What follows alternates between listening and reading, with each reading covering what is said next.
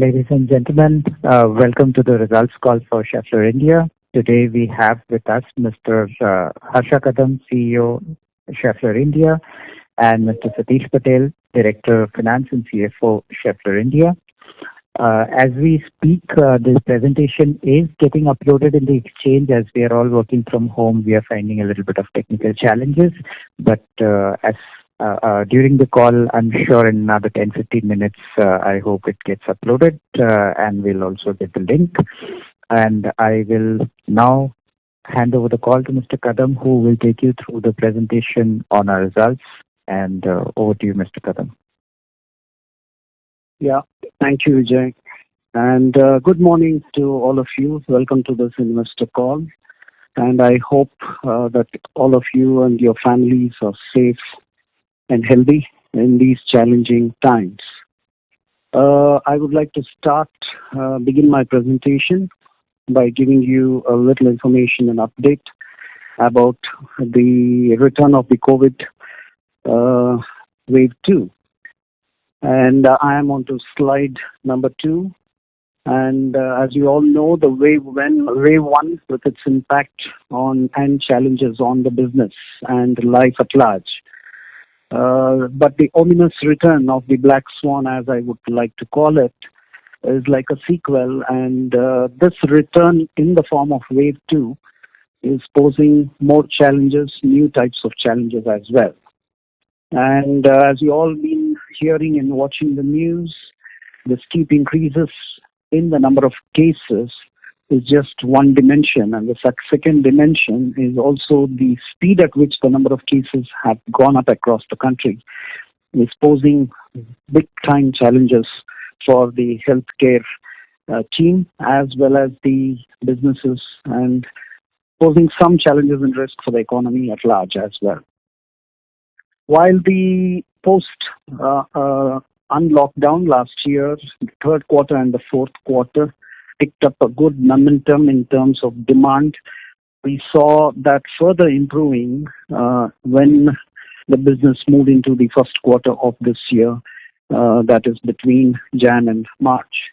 Having said that, in our operations, we began to see the return of COVID posing new challenges, and we had to get back to our new ways of working. We switched all our offices and people working in the offices to work from home. We continue to operate the plants as per the statutory regulations so that, our customer lines were running, so we kept our lines running, albeit with a lot of safety protocols and stringent safety measures on the sites. We took care to ensure that we started off the vaccination drive across our plants as well and in the offices. And I'm happy to say as of date, we are almost vaccinated 90% and above all the eligible population with the first dose of vaccination. Today, we have also gone ahead and carried out full-time antigen tests, 100% cover for all people working in our plants and in our warehouses. And we've been trying to take every step and measure possible to alleviate the situation and thereby help the plants and the operations to run smoothly as much as possible to enable we service our customers continuously. Now, having said that, I would like to cover a little bit on the economy and the industry. So as you all know, with the lockdown that we had last year, which was almost for a period of 2 months, the economy contracted, and that is expected to contract by 8% in the fiscal year 21, that is between April 2020 to March 2021. Now, having said that, in the last quarter, the economy kind of broke even and crossed over. The GDP growth was around 0.4% in the last quarter of last year. The inflation also began to come down, albeit with the rise in fuel prices, which was one of the challenges during the last quarter. When you look at the index of industrial production, you will find that there again the positive turnaround began to happen in the core sector outputs as well as the index of industrial production. In fact, in the first quarter, around the month February, the PMI index touched an all-time high of 57.5, which happened to be the highest ever since 2012. However, in March, we began to see a dip in the PMI index to 55.4. Coming to the core industries too, although there was a lag in the core industries sector catching up, the auto industry was the first to show a bounce back, and slowly the core metal industries too began to come back on track. And some of the measures that the government took during this period with the Make in India renewed. Sir, this is the operator. Yes. Sir, I would like to make a small announcement on the call. Ladies and gentlemen, please note that the PPT is now live at the exchange. Thank you. Sir, you may please proceed. Thank you. Thank you for that. Well, for the benefit of the people, I am currently on slide number 4. That is the economy rebound with looming concerns over a resurgence of the COVID-19. So if we are all on the same page, I would like to move forward. And while the inflation was one of the niggling irritants during this period, as I said earlier, definitely we saw a recovery in all the economic parameters. And with the government driving with its measures on renewed vigor in the Make in India campaign, the announcement of the vehicle scrappage policy in the budget, the new economic new education policy that was rolled out, as well as the farmers bill, all getting together to propel the economy back on track with easy availability of liquidity as well in finance. So with all this, the one question on everyone's mind was, what is the kind of recovery, and all kinds of alphabets were being put to it. Is it a V recovery, J recovery, and so on and so forth. However, the pundits have now started to forecast that the GDP growth would be around 11.5% in the coming year, 2022. What was not foreseen is the impact and the resurgence, a very strong resurgence in the wave 2 of COVID-19. And we will have to see how the entire country as a whole will gear up its resources and capabilities to deal with this current situation. I will move on to the next slide, which talks a little bit about the core industry sector. And when you look at the cement production in the country, although it was not for the month of Jan and Feb as is shown by the green bars here, it is still not at the level as it was in the same months of Jan and Feb last year. But certainly, the trend has been on the increase, and with the push on the infrastructure projects, with the road building, targets being increased up to 40 kilometers per day, and with a lot of investments being made by the Indian Railways and track expansions, we see a resurgence on the cement production in the country. Look at steel production. Steel, in fact, showed a much better productivity rates in the first 2 months of the year when compared to the same months of last year, as you can see on the slide. And the mining sector was one of the biggest gainers. And as you can see, coal production too started to look up, and is showing a strong recovery trend. Electricity generation in terms of the kilowatt hours has been on the strong upswing, clearly pointing to the bouncing back of the automotive sector and the demand for energy that is being pulled by the industries collectively. So having said that, let me take you now to the next slide, which will talk a little bit about the resurgence of the automotive sector in the country. What you see here is the first quarter production numbers, and you will see that in every sector and every segment of the automotive industry, we have seen a strong rebound.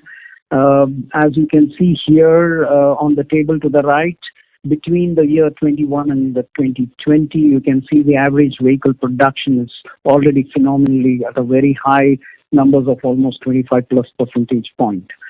Now look at the two-wheelers, has shown a strong bounce back month after month, the highest being the month of March, where 2 million two-wheelers were produced in the country. And of course, the next bar which you see, April and May, are low because of the lockdown we had last year. We will have to see how this year comes out. Now, looking at commercial vehicles, which has also seen a strong recovery in terms of thousands of units, as you can see, the March production numbers of 78,000 is almost close to the number that was produced in January last year. So, a strong recovery from the commercial vehicle segment as well. Look at the passenger vehicles. I must say this has been one of the strongest performing sectors, as you can see there. And very clearly, at 374,000 vehicles being produced, the automotive sector has been a strong gainer, coming on the back of a very positive consumer sentiment and the personal mobility demand going up, as well as the liquidity of finance and also some of the purchasing cost that was softening as well. So all this put together have kind of propelled the automotive industry, and we have seen the cascading effect of this industry on some of the other industrial sectors, like the machine tool industry, which was with a very sluggish demand in the last few years, have also started to recover.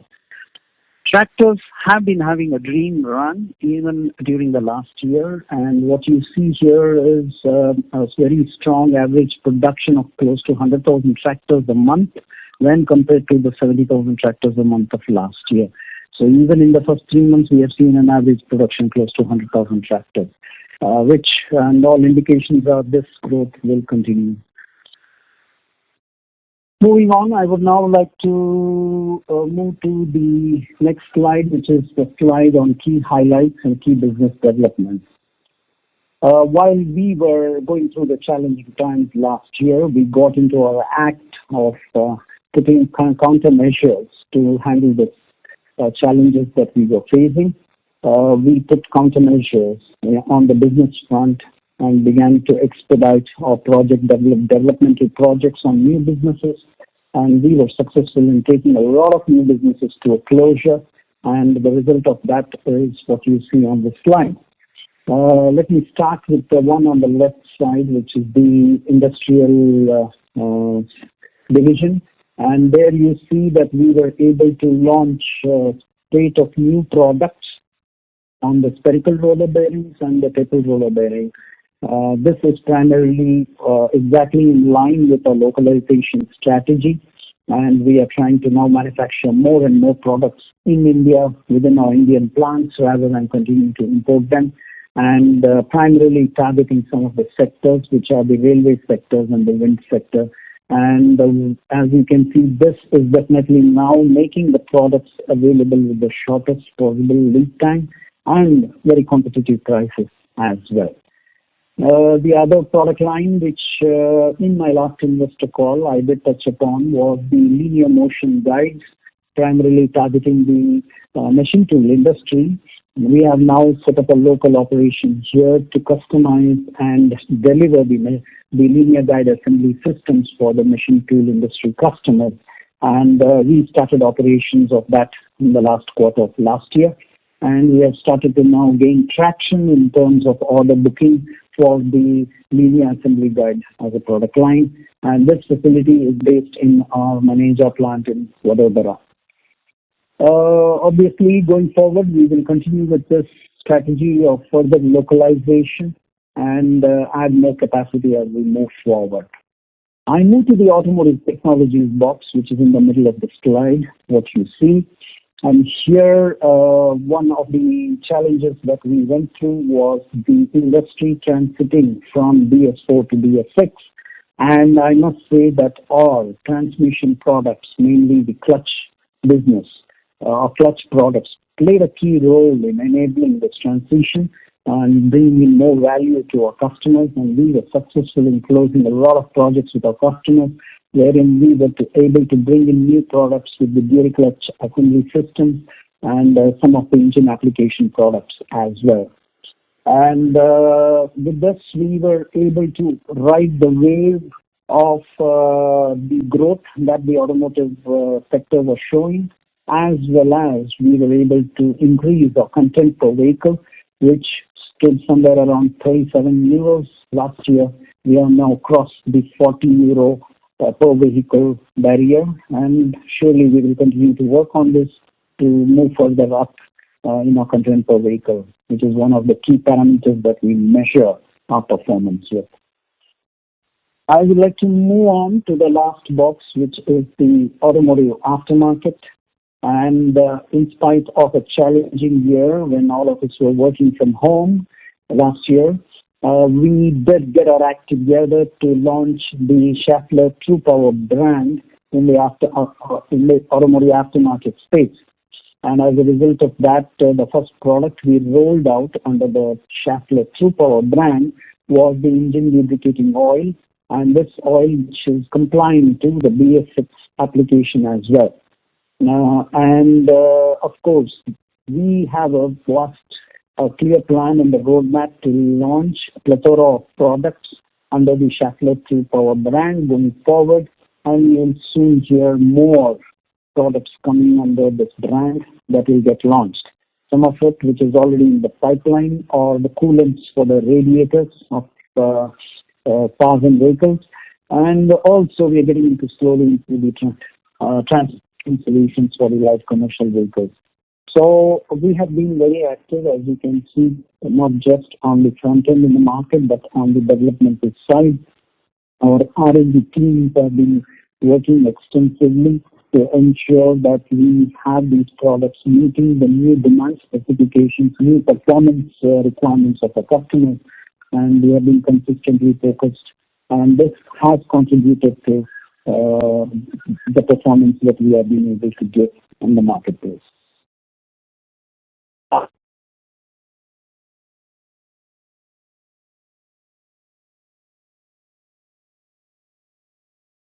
Should we open up for questions?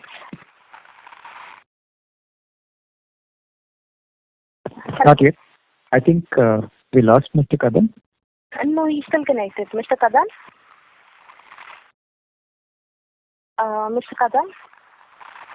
I'll disconnect and reconnect him. Ladies and gentlemen, we seem to have lost the audio from the line of Mr. Kadam. Please stay connected while we try to regain the audio.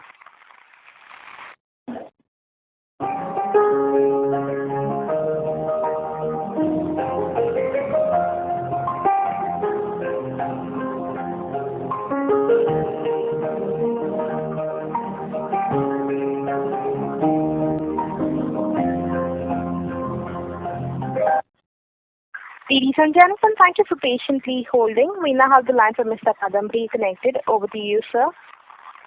Yeah, thank you. I'm sorry for the glitch. The call fell through, and now I'm back. I'm now moving on to slide number 10, which is talking about the first quarter performance snapshot.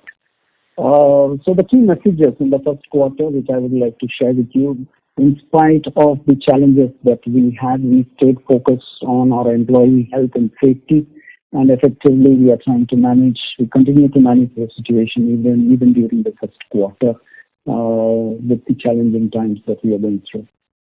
Secondly, we saw a robust demand uptick from the automotive technologies, a very strong demand uptick. Even the automotive aftermarket too, we saw a resurgence in demand, and the industrial too was not far behind. Most of the sectors within the industrial space were back on track. We saw strong demand coming back there as well. With all the focus that we kept on servicing our customers during the entire part of last year, I must say that, as they say, the proof of the pudding is in the eating, and our customers came back to us with recognition for the services that we rendered. And just to name one of them here, which we pride on it, is the reward recognition coming from Hyundai Motors India Limited, where they recognized us with a gold award for our excellent service levels in the year 2020 in the supply chain and the logistics area. Amongst 171 suppliers, only 3 suppliers were recognized, and we are proud to say that Schaeffler India was one of them. The other message, positive side, which I would like to share with you is as a result of the efforts that the entire Schaeffler India team put in, as well as keeping the focus on the market, also helped from the market due to the uptick in demand. We were able to post a strong performance in terms of sales revenue as well as our Ebic margin. And the free cash flow was another positive area that we were able to strengthen our position. But of course, as they say, there are always some challenges in any opportunity, and we began to see a new kind of challenge, and that was the rise in commodity prices, which started to happen towards the end of Q4 last year and spilled over into the first quarter. So the steep rise in steel prices is one of the concerns that we are battling with currently. And this is putting some pressures on margin erosion. The second one, obviously, is the resurgence of wave 2, which I've already talked about. And this, if we don't manage this well as a nation, can derail the growth momentum and also dampen the demand. And that is a risk we are staring at. But however, we will move forward with very cautious optimism on this. To give a snapshot on the performance, our revenue for the first quarter, as you can see, we closed the quarter with 1,316 crores, which was 41.8% better than the same period last year and 3.4% better than the previous quarter of 20. Look at our EBIT in the first quarter. We posted 170.8 crores as EBIT, and that was clearly 82.8% better than the first quarter of the year 2020. And we were down 5.5% over the last quarter, Q4 of 2020. As I shared earlier, the new challenges in terms of rising commodity prices and a few other cost increases did put some pressure on the EBIT margin. Look at the profit after tax. We were able to close the first quarter at 139.5 crores, which is clearly a 78.1% better than the first quarter of last year and about 1.2% lower than Q4 of 2020. On the free cash flow, we were able to bring in 184 crores into the system, which was 28% better than the first quarter of last year. However, it was lower by about 47% over the previous quarter, Q4. I move on to the next slide, which is giving you the revenue from operations and the strong demand on the new business wins. So as you can see from the green bar, we were able to perform better, significantly better, with 42% year-on-year growth in terms of revenue. And the bridge below, the revenue bridge, gives you a clear picture of where did this come from. And the delta difference increase that we were able to secure in the first quarter mainly came from the automotive technology vertical, which brought in almost 203 crores in terms of sales revenue, as you can see. The industrial also brought in about 115 crores in terms of revenue increase. And the automotive aftermarket brought in about 20 crores. And we were able to also grow our export business significantly, close to 50 crores we did. And the consolidation of this was a clear jump in revenue in the first quarter, as you can see. So the growth momentum continued, and we were able to capitalize on that. And the demand uptick also helped us to load our plants effectively, and we had definitely had a higher capacity utilization during the first quarter. In fact, we have seen one of the highest capacity utilizations in the last many quarters coming in this first quarter due to the good demand and the good loading of our plants. In terms of the sales mix, yes, since the automotive technology vertical demand was very high and we were able to do better.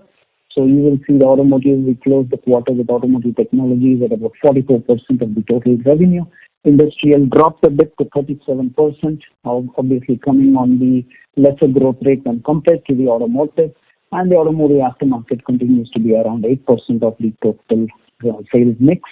The exports, which used to be around 10%, has moved up to about 11%. We were able to improve. I will move on to the next slide, which will give the earning quality, and as you can see, significantly improved year on year, and also we were able to sustain a quarter-on-quarter performance.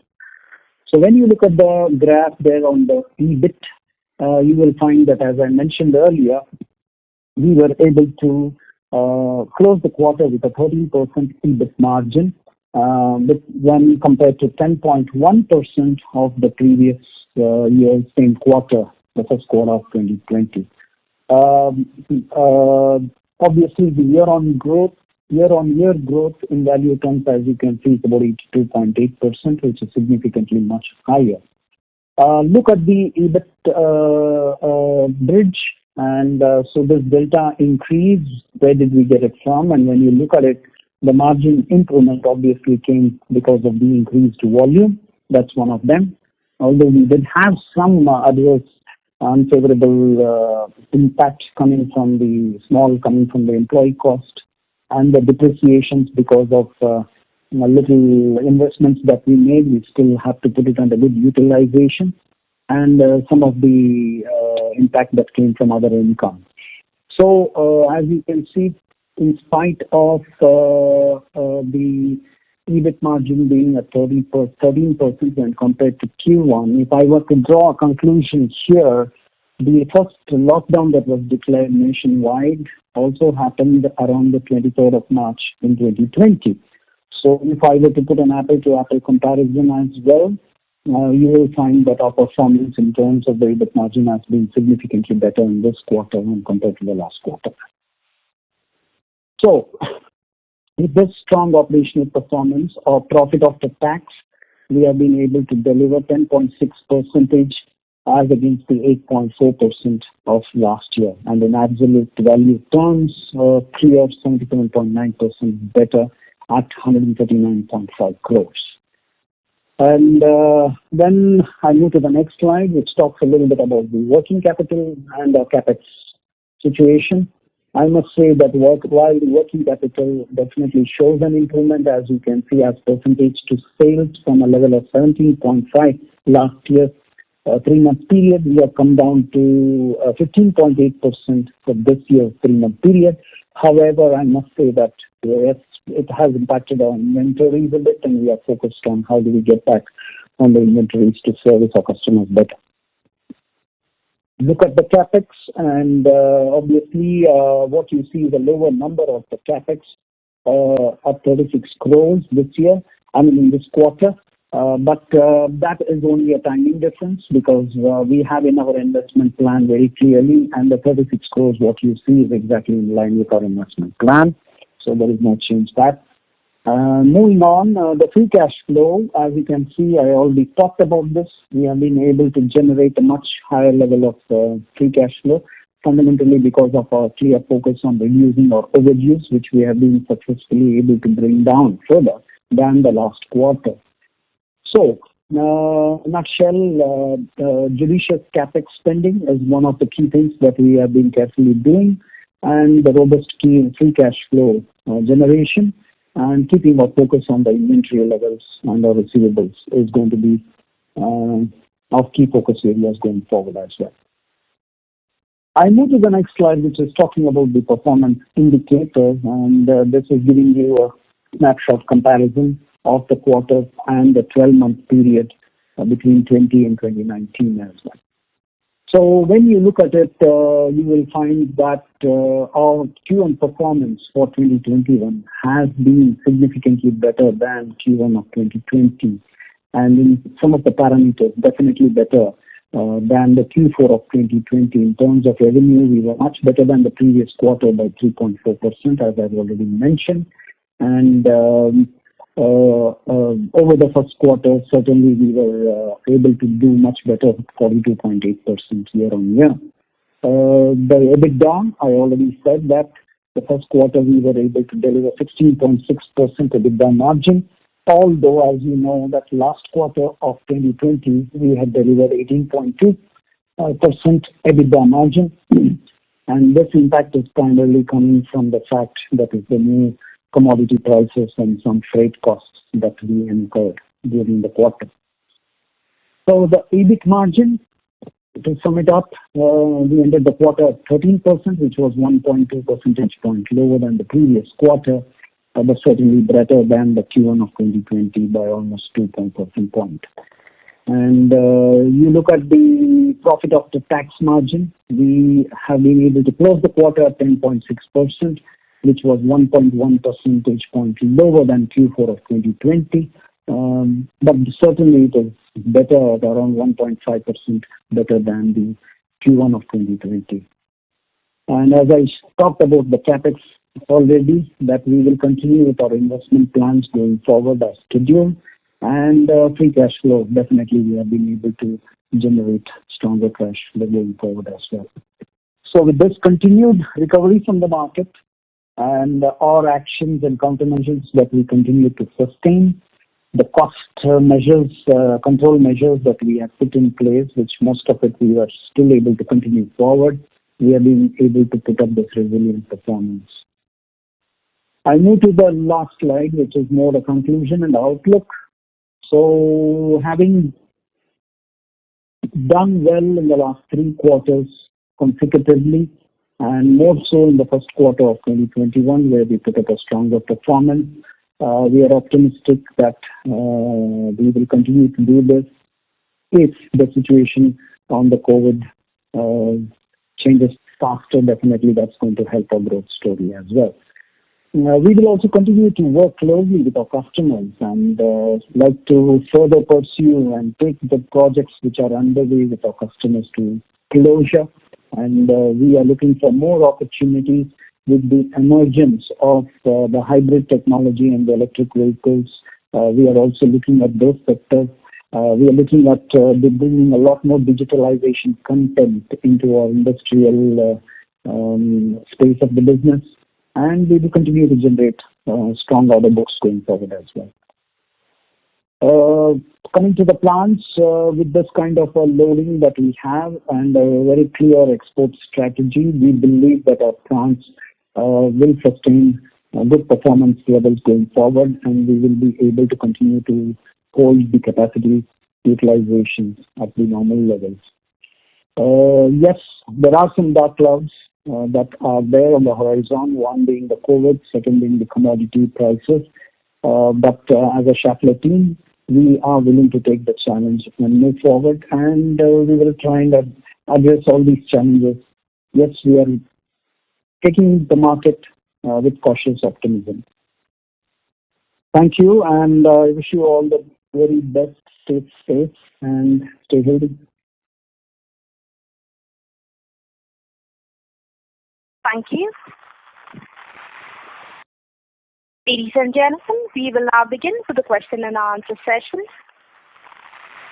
Anyone wishing to ask a question may please press star and 1 on your touchtone telephone. If you wish to remove yourself from the question queue, you may press star and 2. Participants are requested to use handsets while asking a question. Ladies and gentlemen, we will wait for a moment while the question queue assembles.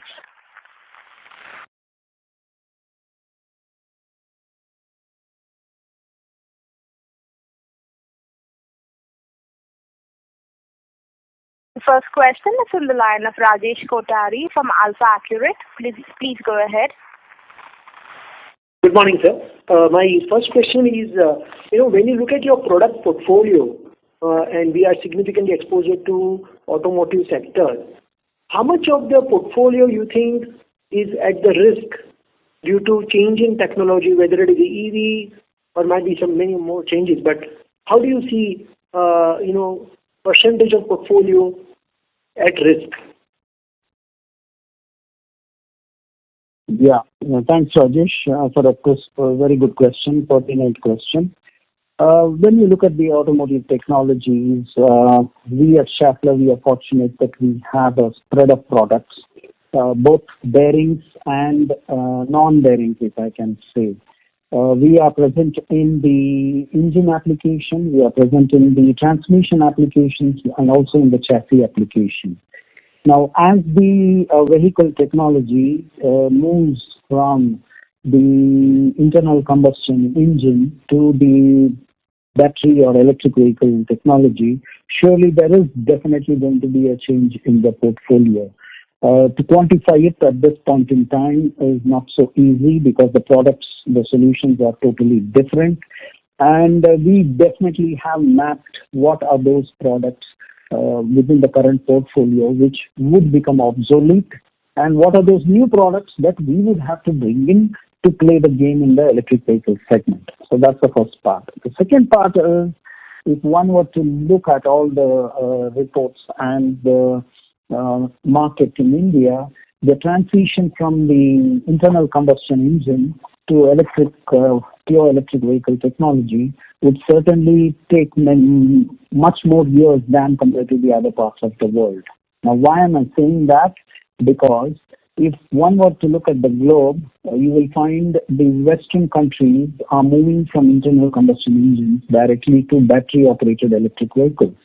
Whereas the countries on the eastern part of India, mainly the Japanese and the Koreans, they have been talking about hybrid vehicle technology, which is a combination of an internal combustion engine and electric vehicle technology.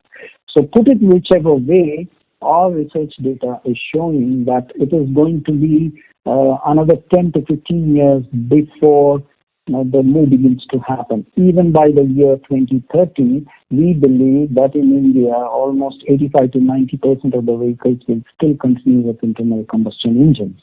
So what this means is that currently we do not see a risk on the portfolio that we have.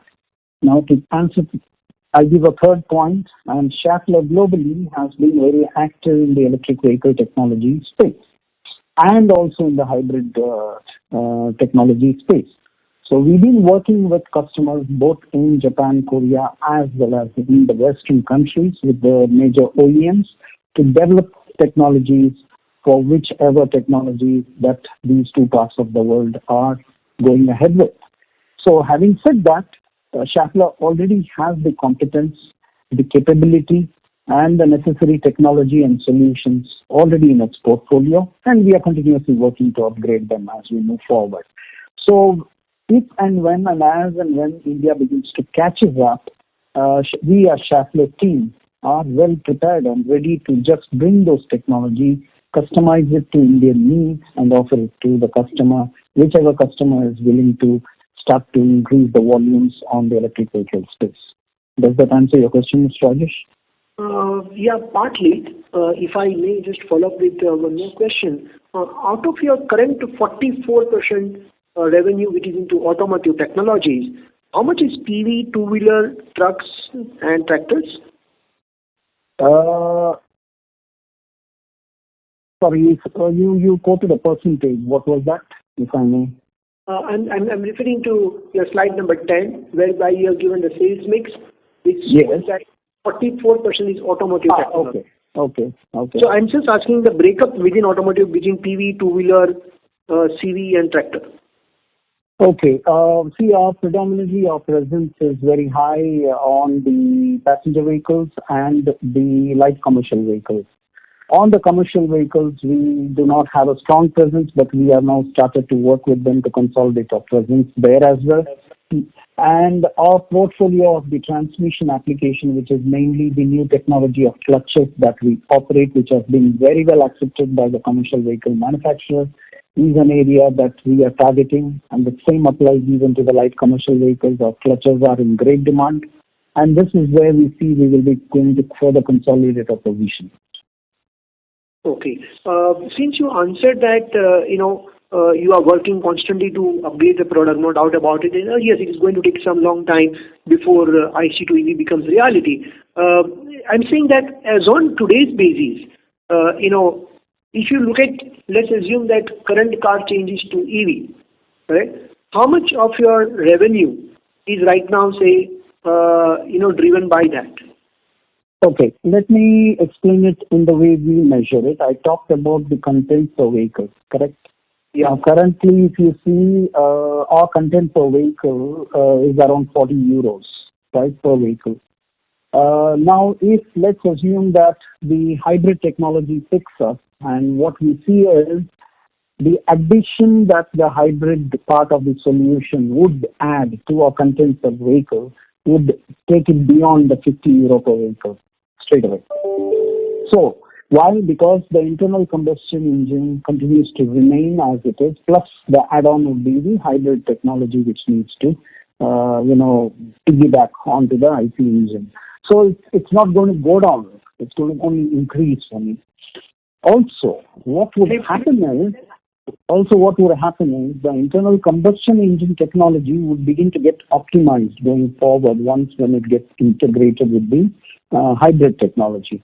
So having said that, the demand for developing much better performance product for the IC engines would also go up, which means we need to bring in more value products. So I see a reason very clearly here that our content per vehicle, even on the IC engines, will begin to go up. So that's the first part. Move to a pure electric, yes, it's a game changer. That's where, because all the entire engine and the transmission system would get replaced by an electric motor and the works electronics, the motor control unit and the thermal management system. Now that's an area where Schaeffler has been actively working. We have made strategic acquisitions in the past few years globally, and we are already well set, and we have been working with a lot of OEMs in the West on the electric vehicle technology as well. So it's only a question of adapting the technology to India's needs. Okay. But then our current component will not be required. Mr. Kothari, may we request that you return to the question queue for a follow-up question for the participants waiting for their turn? Sure, thank you. Thank you. Ladies and gentlemen, in order to ensure that the management is able to address questions from all participants in this conference, we request you to limit your questions to 3 per participant only. If time permits, you can come back in the question queue for a follow-up question. The next question is from the line of Vimal Gohil from Union AMC. Please go ahead. Yes, sir. Thank you for the opportunity. And firstly, I'd like to congratulate the Schaeffler team for a good set of numbers, and thank you so much again for the revised disclosure standards that have improved quite drastically. So, sir, my first question is on this automotive technologies growth that you reported. So 55% on a YY basis. If I were to observe the OEM production for this particular quarter, and this includes everything, this includes commercial vehicles, LCVs, CVs, etc., that has grown by 25%. So the 25% number versus this 55%, if you could just explain what has led to such huge growth vis-a-vis the automotive production. Okay. Thank you, Vimal, for the question, and thank you for that feedback about our being more disclosing and increasing our disclosure. Thank you for that. Well, I would like to answer a good question that you see a significant difference in the growth percentages. I would like to answer it this way. As I mentioned right at the beginning, we have been working with our customers in bringing new solutions for the gasoline change. As you know, currently 60 to 63% of the vehicles that are produced in the country, the passenger vehicles, are gasoline, and the rest 30 odd is only diesel. And this was not the case 2 years back. 2 years back, the case was vice versa, and our diesel engine content was very high. What we have done now is actively engaged ourselves with our customers to bring in more products for the gasoline engines, complying to the BS6 norms. That's the first thing we did. The second was also the products on the transmission side, and that was mainly to do with the clutch applications. So we bought in a host of products, a new design of clutches, which we were able to quickly validate through the entire period of last year and take it to a closure with our customers. which has resulted in a much significant growth than the market, as you can see. So mainly, I would say very, very good speed in product development and, of course, closely working with our customers. These two have been predominantly the key points. Right. Sir, so basically the moot point here is that your gasoline products have been well accepted, and this kind of an outperformance could probably continue going forward on the current base that we have to work on. Yes. Vis-a-vis the industry. Surely, I guess so. That's how it should be, because that's what the market is moving towards. The last question, if you could just comment on your total capex for this year and how much of that would be on localization in the industrial products, and the rationale for investing in engine oils at this point in time. So how do we see this long-term prospect of engine oils going forward? Because as and when the engines are engines get better, the requirement of oils probably comes down. You can correct my understanding if I'm wrong, but if you just explain the rationale for investing in these engine oil products. Thank you. Sure. I will take the engine oil part of the question, and the capex would be taken by Satish. Why did we get into engine oils? Surely you know very well that if our bearings have to perform better, the lubricant plays a very critical role in any component that we supply in the engine. And Schaeffler supplies a lot of products into the engine application. So use of a high quality, high performing lubricant with long life is a very, very basic requirement in this application. So we decided to get into this space as well, but mainly on our aftermarket business. Why aftermarket? Because we believe that although the technology might shift from IC to electric vehicles, the IC engine vehicles definitely do have a lifetime of 15 years on the road, and they would still continue to need the lubricants. So I strongly believe the lubricant demand would still continue for another decade or more, even after the complete transition happens. So we clearly see that the demand will be there easily sustainable for another 2 decades at least, and we would like to try and leverage the competency and the strength we have. And thirdly is we operate on a lean investment model on the lubricant oil as a product. Meaning we do not want to manufacture the oil, and we work with our partners, strategic partners, to develop the oil. We have the knowledge about what the oil would need. However, we work with the partners, and we try to bring in so that our product performs even better with the good lubricant oil that we offer. Satish, capex to you. Yeah, thank you, Harsha. So as regards the question on the capex, as you know, we have spent close to 37 crores in Q1 of 2021, and our capex outlook for this year is close to 275 crores. So about 275 crores that we would be spending on capex this year. Large amount of this would go for capacity expansion. We are expanding the capacities at the Savli plant and also capacity additions at all the other 3 plants, mainly at Savli plant. So this would largely go towards the capacity expansion. Yes, there is an element of localization as well. How much of this is for localization? I don't have the ready figure, an answer to that. But when we say we have capacity expansion, there is also an element of localization in that. So certainly exclusive localization as well as localization in combination of capacity, both together would also contribute to localization, and part of this capex that we have earmarked would go for localization. And as you know, over the years, we have significantly enhanced the localization. As far as our finished goods are concerned, the localization has gone up from a level of below 70% about 3-4 years back to now 75%. And the capex that we have spent in last 3 to 4 years has also gone to a certain extent for the localization. We would continue to focus on the CapEx as well as localization within the CapEx.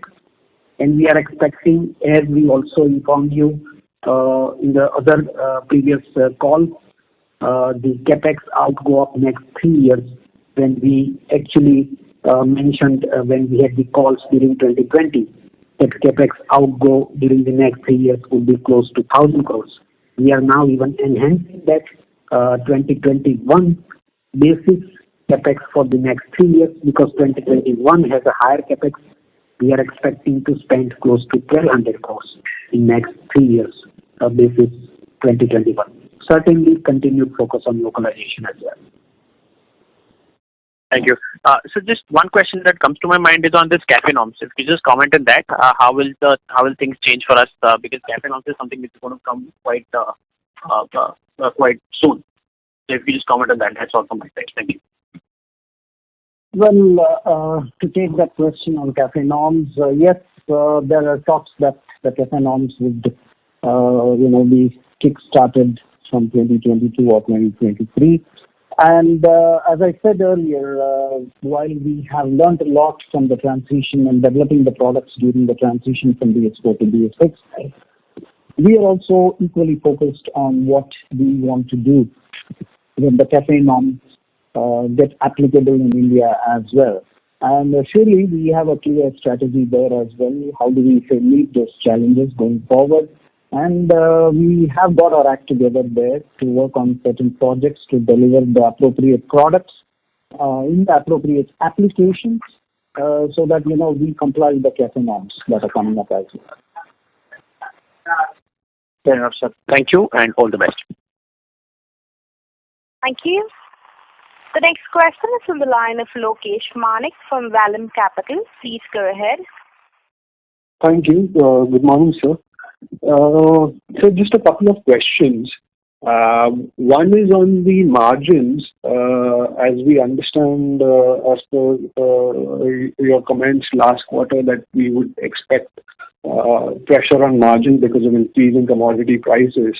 Now, if we see the spike in commodity prices on a yearly level has been quite high, but the impact on margins has been quite controlled.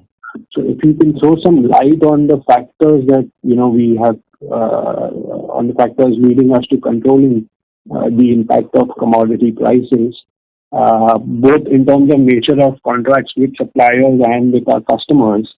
And the second question was on the other expenses, which on an annual level, if you see, it is about 15% of sales. And for the last few quarters, we've been recording that at 12% of sales. So there's an improvement of 300 bips. Now, just a clarification from your end, whether this improvement is sustainable or this is temporary due to the COVID nature and this may come back once things normalize. Just these two questions from my end, sir. Thank you so much. Satish, would you like to take that? Yeah, thank you, Lokesh. Very good questions. The first question that you raised is very valid, that our margins have not been so negatively impacted despite the commodity prices rise pressure during Q1 2021. And let me just give you a little background. If you look back 1 year, starting from Q1 2021, so Q1 2021, Q4 2020, Q3 2020, and excluding Q2 2020, which was a quarter impacted by lockdown, in Q1 2020, and thereby if you constitute 1 year, throughout this period, on an average, we have earned 13%, close to 13% of EBIT. And also close to 16 to 17% of the gross margin, which is EBIT. We have been consistent in terms of earnings because of few reasons. We have been focusing on the quality of sales, focusing continuously on the portfolio optimization. Harsha has mentioned quite many times about our balanced business portfolio. This has actually helped us. There have been certain volatility on the automotive, there are certain sort of sectors where we perform so well in industrial business, and other way around, there are setbacks in industrial business. Automotive actually copes up that gap. So we have this balanced business portfolio. Also, we continue focus on the portfolio optimization and sector strategy within the automotive and industrial business has helped in sustaining the margins over last quite many quarters. There have been ups and downs between the quarters, but that is short term and that is short-lived. On an average, our margins have remained better. Now, coming to your specific question about the commodity price impact this quarter, despite that not so much decline in the margin, that is precisely because of the countermeasures and the continued portfolio optimization focus, which was also part of our countermeasures that we instituted already last year. Yes, there are quite many measures on the cost side, and the cost level that we have actually attained, which is the lower level last year, that we have still been able to retain. And that has helped, as we have also highlighted in the presentation, that the continued countermeasure has helped offsetting some of the pressure of the commodity price. But this is for the first quarter. If commodity prices goes up like this and continues like this, we have to go for other measures in order to sort of recover this and thereby offset and thereby sustain the margin.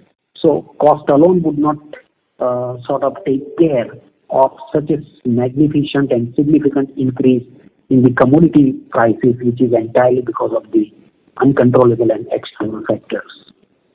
Also, coming to your question about the other expenses improved by about 300 basis points, that is very right. Most of the other expenses, what we monitor and call as overheads, we have a very comprehensive project and programs, including the programs in the operational areas like MOVE and Fit for Quality and First Time Quality, to quite many programs in the non-operational area, whereby we have been able to contain the overheads.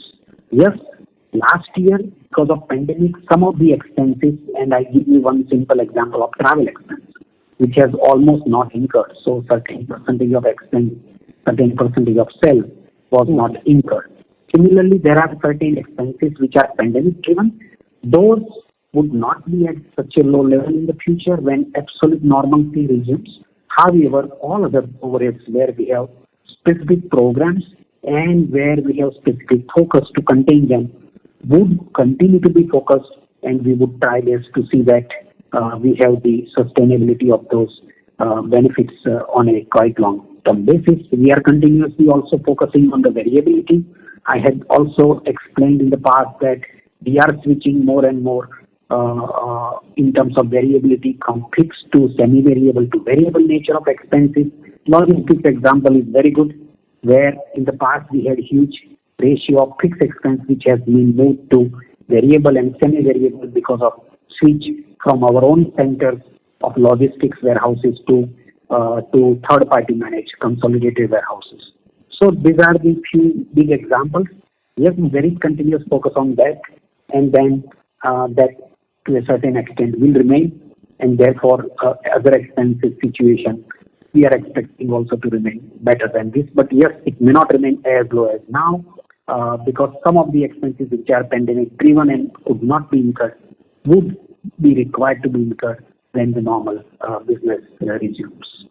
Thank you so much, sir. Thank you. Thank you. The next question is from the line of Nimish Shah from MK Investment Managers. Please go ahead. Yeah, thanks for this opportunity and congratulations on a good set of numbers. I just wanted some clarity. Also, thank you for this additional disclosure in the earnings release. So, just one clarification on this earnings release. The industrial segment that you classify under mobility and components, just wanted to understand, will this include two-wheelers and tractors? And the other segment that the industrials that were classified under the other segment, will that include railways and wind energy? Or just some clarification on that? Absolutely. Your understanding is very right, Mr. Shah. Your understanding is very right. Two-wheelers and off-road or tractor business is part of mobility within industrial, and others industrial includes mainly wind business, the power transmission business, industrial automation, and raw materials. Okay, yeah. Yeah, that's it from my side. Thank you. Thank you. Thank you. We'll move on to the next question. That is on the line of Mukesh Saraf from Spark Capital. Please go ahead. Yes, sir. Thank you for the opportunity and congratulations on good numbers. So firstly is on the margins, where you had explained quite a bit. You didn't really comment on any price hikes that you might have taken, because the last quarter you had mentioned that you are in the negotiations to pass on some of these hikes. So just wanted to check where are we at the price hikes? Anything that we are looking to do in this quarter going forward, or anything that we have taken? Yeah, as I mentioned, this such a steep rise in commodity prices, particularly steel price, which is mounting month after month, has to be compensated from the market in one form or the other. We have begun that. So far not so much is there in the quarter one, but yes, there would be recovery happening in the future quarters. But we have not summed up we have just begun that process. Understood. And second question is, if I may add, Mukesh, just to what Satish said, if I may add, on the aftermarket side of the business, definitely we did raise the prices in the last quarter itself. So we were, as the steel prices, commodity prices began to go up, we went for some price increases on the aftermarket already. So just to inform you. Sure. Thank you. Sure, thank you. And my second question is on the content per vehicle. You've done a great job now to move to close to 40 euros. I remember in one of the previous calls you had mentioned that in INR terms you want to get to close to 4,700 rupees. So that's like close to maybe 50 euros. So I'm not looking at the hybrids or any of those content right now. Just looking at ICE and say probably the next couple of years. How do you see this content moving? This year, next year, how do you see it? Okay, thanks for the question, Mukesh. And first thing, within the automotive space, you have various segments. You have the passenger vehicles, you have the light commercial vehicles, you have the medium and the heavy commercial vehicles, and of course the tractors also are there. Now, our content per vehicle definitely varies from segment to segment as well. So there are segments where we are pretty strong, where we are already sitting at 45 plus euro levels, and there are segments where we still have some work to do. But certainly, we are focused on sectors where we believe there is an opportunity to do further develop more products, and also commercial vehicles definitely is one of our key focus areas where we should be able to grow our content per vehicle going forward. So I don't see any reason why we cannot further build on the levels what we have reached now. And we are optimistic with the projects that we are running and more of the opportunities that we will look for. We should be able to deliver much higher content per vehicle as an average across the segments. Right. Any number you'd want to say next couple of years, could you hit like a 40, like a 50 or something like that? I would say it would be a little premature to put a number to it, but rest assured, like last year, we were in the mid-30s, 35 euros, and we did say that we would our ambition was to cross the 40, and we have done that this year. So we will take one step at a time as we move forward. Right, understood. And just my last question is on exports. We are seeing some pickup there. In fact, sequentially, we've seen improvement in exports.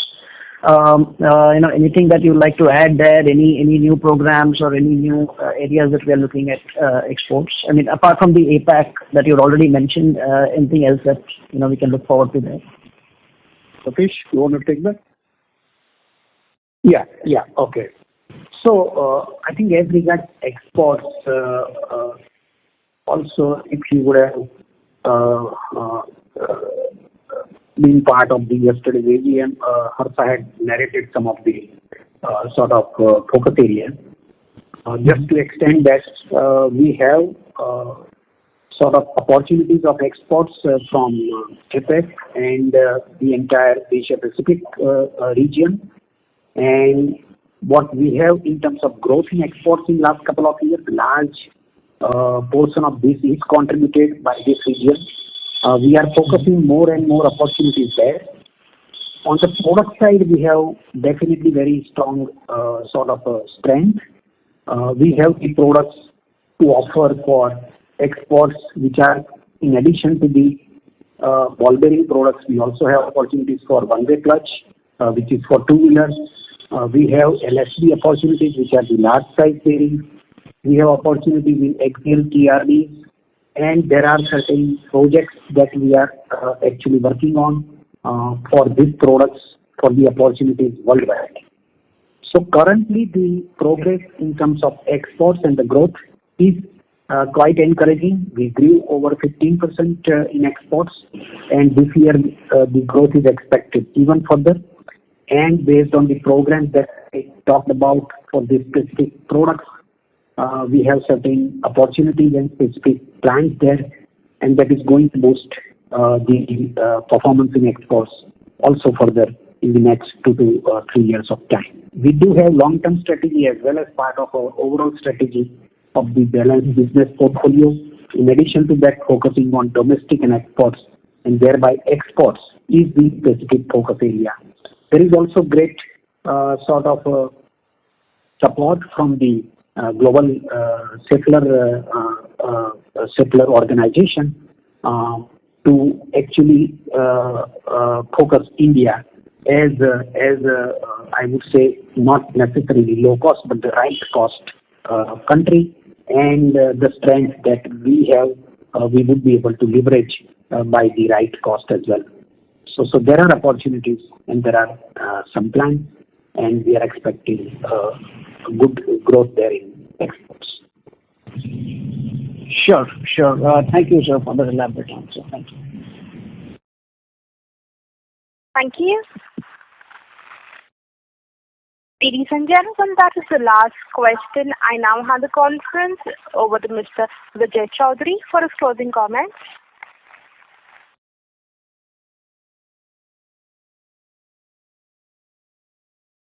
Hello.